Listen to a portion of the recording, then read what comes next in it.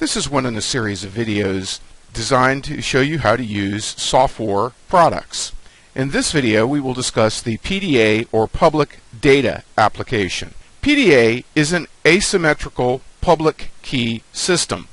It is essentially designed to create two keys.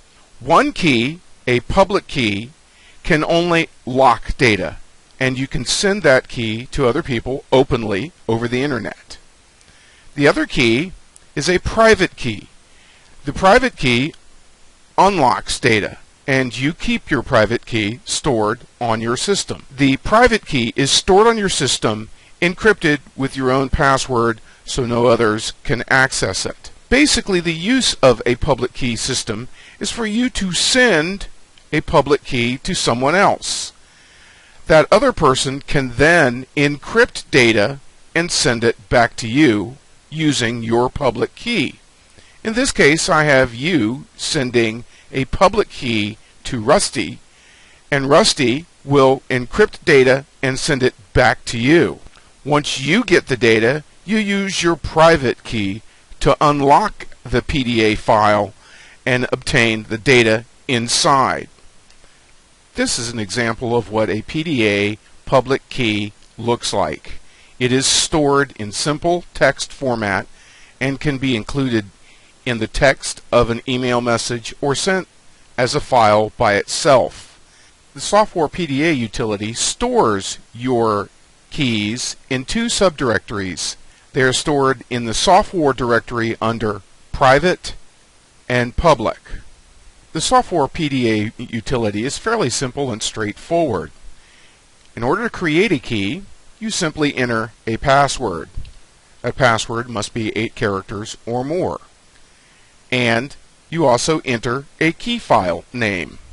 In this case, I will call it Demo1. And you simply click on Create Keys. The utility will create the keys and inform you once they are completed. In order to demonstrate how PDA works, I will encrypt this picture of a car. First, in order to encrypt a file, you simply select Cipher. PDA will then ask you where that file resides. In our case, it is in the promo subdirectory, and where the public key resides on your computer. In our case, we have just created Demo1 in the software public directory. PDA encrypts that file and then stores the result inside your software subdirectory. The PDA file is stored in the software subdirectory in the following format, with PDA, a date stamp, and a timestamp .dat. The reason for this is PDA is a payload file.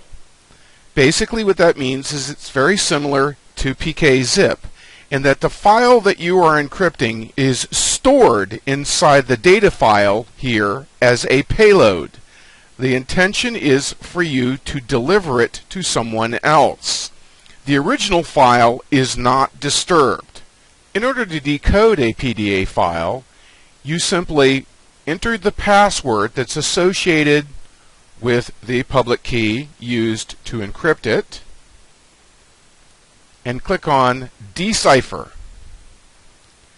In this case, our PDA file is stored in the software subdirectory, and it is called a PDA with today's time and date stamp.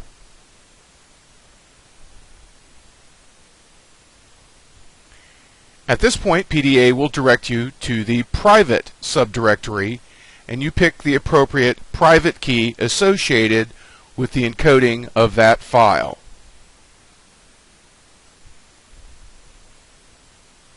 PDA will then extract from the file the information that was encrypted utilizing the key.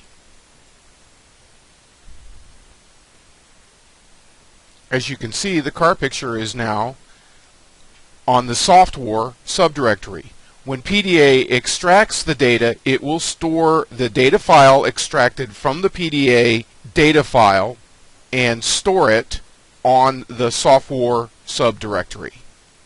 The Windows PDA is 100% compatible with the Android PDA version, so you can share files between Android and Windows platforms with no problems.